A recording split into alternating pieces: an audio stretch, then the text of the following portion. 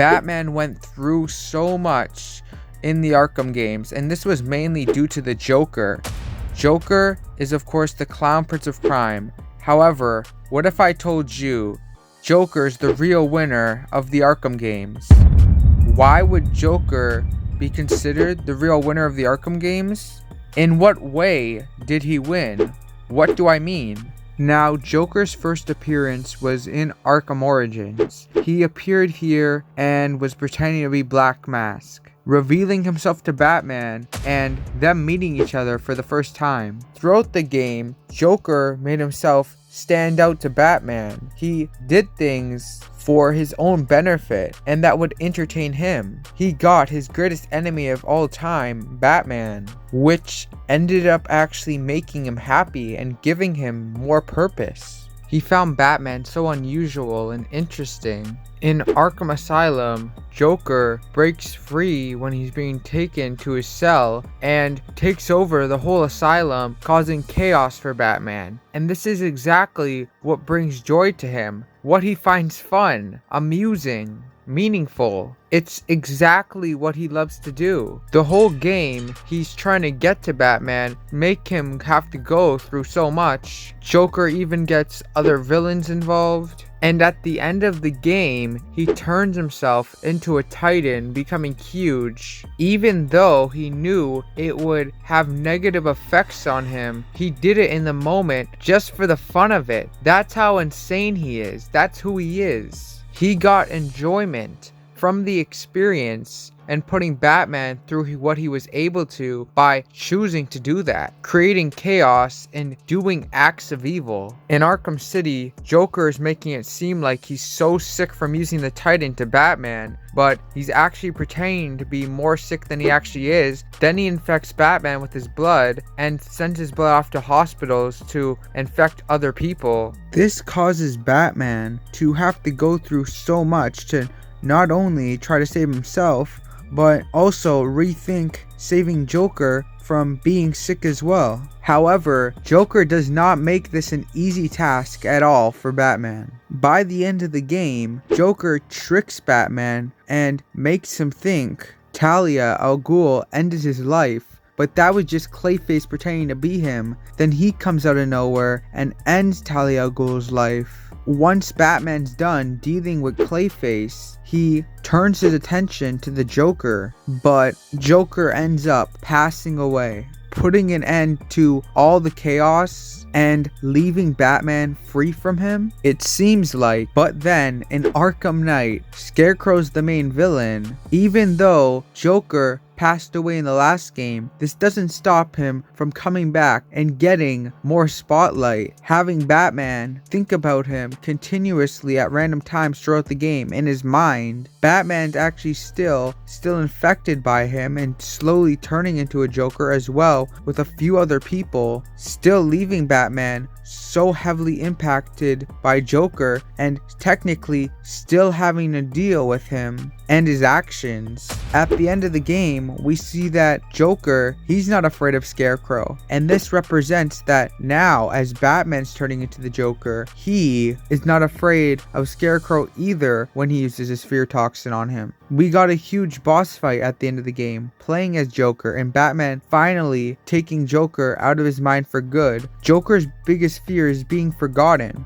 but during Arkham Knight, he was anything but forgotten, because even though he was no longer alive, he was such a heavily used character in the game with such a big impact on the game. And that's exactly what Joker wants, attention. He wants to have a huge impact, creating chaos and evil. Even if he did technically lose at the end of Arkham City, he got exactly what he wanted throughout the Arkham games. He got more purpose, a meaningful enemy in Batman, also got the spotlight, and of course avoided his biggest fear throughout it, being forgotten. Because getting attention and spotlight and people having to non-stop think about you even when you're not there is the exact opposite of being forgotten, showing how Joker has the edge over Scarecrow since he's not afraid of Scarecrow when he uses the fear toxin on him.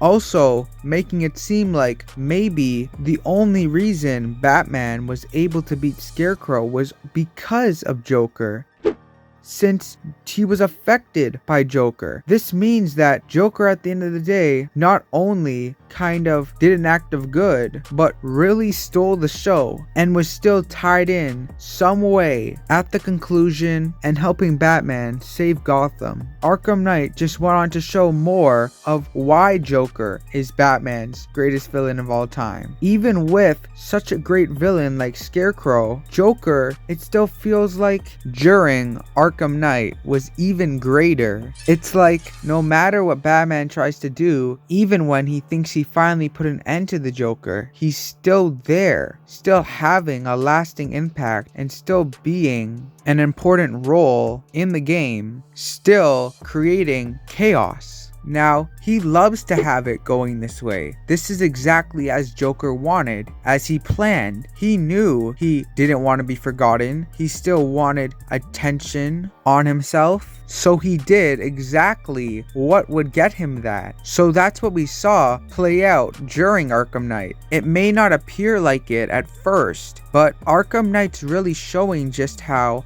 Batman can never truly get away from the Joker. And no matter what Batman does, Joker will always be so heavily tied to him and will always impact him because they have a relationship that is so in-depth and unique in a way that it can never be broken. Of course, we haven't only seen this in the Arkham games, but the point being, throughout the Arkham games, Joker got what he wanted. Most people aren't gonna want the same things as Joker and think the same way as him, but we have to remember he's crazy and insane. So as it may appear like at first that Joker is actually losing, because if we were in his position, we would think, hey, that's not what we want. But when you really take a closer look, you realize Joker got exactly what he wanted. Since if we take it back to Arkham Origins, Joker was going to lose his life when Bane sent him flying off the building. Remember though, Batman saved him. All that did though was aid Joker. You could say Joker has been outsmarting Batman the whole time, since he's getting exactly as he wants, but Batman's not realizing him not breaking his moral code, and he's actually just letting Joker have everything play out exactly as he wants. But Batman doesn't realize that what he really has to do is break his moral code, because this whole time he's just continuing this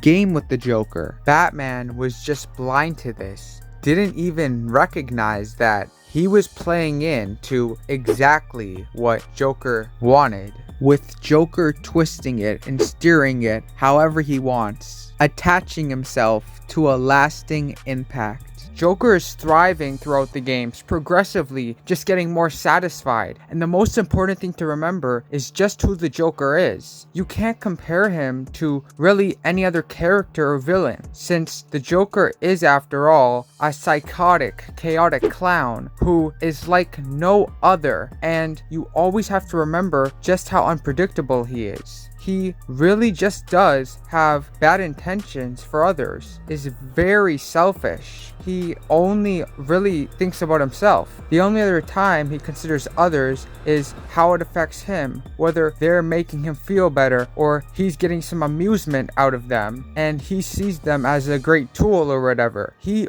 has this mindset that in a way is not only twisted, but he's not the most intimidating, yet still being intimidating and a lunatic. He still comes off as scary, but he's not the most imposing. He's not huge. He's not some super powerful villain. He still has that intimidating side to him, but he's also a clown, so he is quite often just joking around and doing things in a clown-like manner that sometimes you get a feeling from him that appears confusing. His appearance and theme gimmick gives him the perfect disguise, making him even more unpredictable, even more terrifying, just because it makes him much more of a threat. Many people think that Joker wants Batman to end his life, and this may be true, but what also may be the case is that he's just manipulating Batman, and that he's just a great manipulator. He wants Batman to think that he wants him to end his life, so that it makes Batman try not to give in even more, because what he really wants is Batman never to give in, so we can keep going on this crazy, chaotic ride with Batman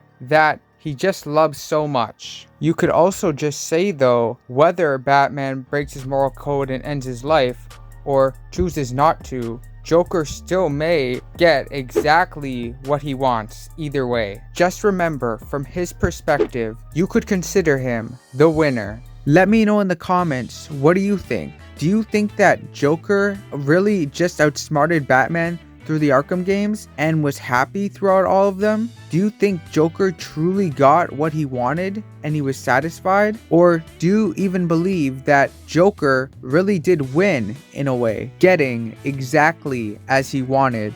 Guys, remember to subscribe and to turn on notifications. I really hope you enjoyed the video, and I'll see you in another Cosmic Chaos video.